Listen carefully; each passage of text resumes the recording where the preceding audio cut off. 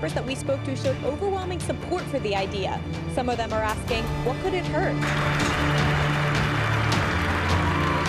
Despite 2 off-campus shootings this academic year, one senior student we spoke with said he feels safe on campus.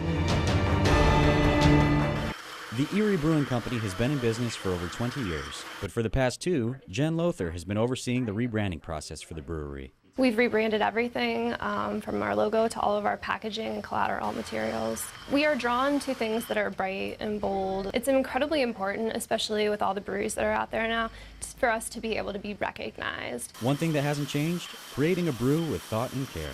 The Erie Brewing Company is one of the only local breweries to hand package their own products. Now the brewery prepares to debut its newest brew for mass distribution, Skipper Stout, a dark beer that is surprisingly light on the palate. This beer also offers some unique flavors that can be enjoyed throughout the winter season. The Skipper Stout is a coffee stout.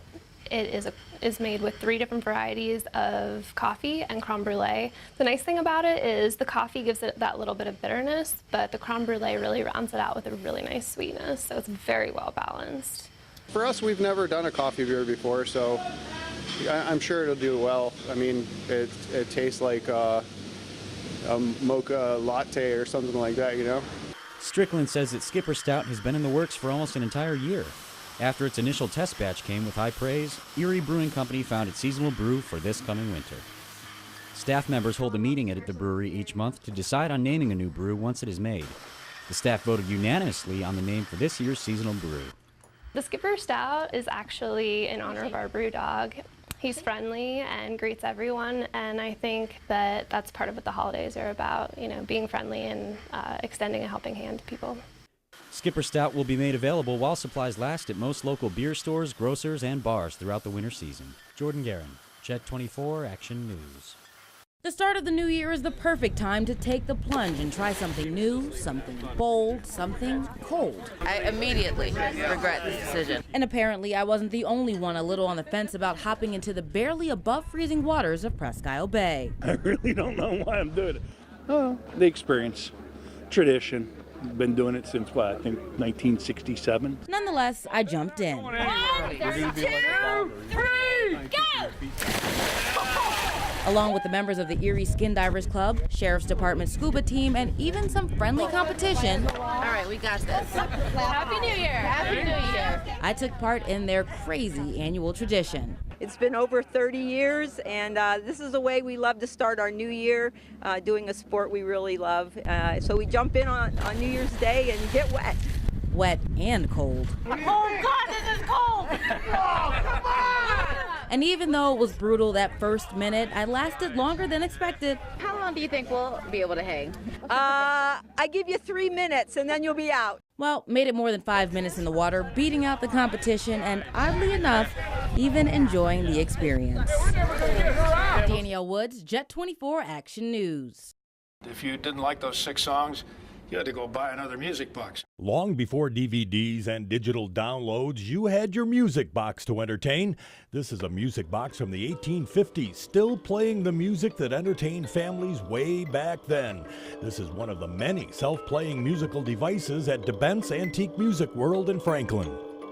If you wanted music in your home at that point and you didn't play an instrument, why, music boxes were your main source of music. We've got things that range from 1850 up to about 1970 is the latest stuff we've got. This place has the largest collection of its type that's open to the public in the United States. Scotty Green is the executive director of this musical museum.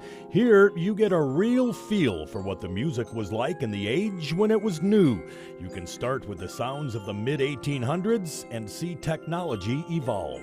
This was a technological advance about 1880. Symphonian Company in Leipzig, Germany built the first commercially successful ones. And this disc is one song. At the end of each hole, they roll up the material to make these little hanging chads. And when the disc turns, these engage little star wheels, and that plays the music.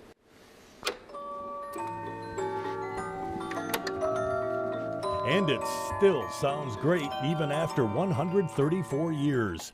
In 1916, the push was for more volume. This Victrola sold for $350 back then. Opened the speaker's door to turn up the tunes. Out of the hundreds of pieces of musical equipment at DeBent's Antique Music World, this is the rarest. This is maybe the only one in the world left, and it sounds great. We also have a 1913 Berrywood AOW Orchestrion, which sold for about the same price as a two-bedroom house at the time. So they didn't sell a lot of them, and we have the last remaining one that plays.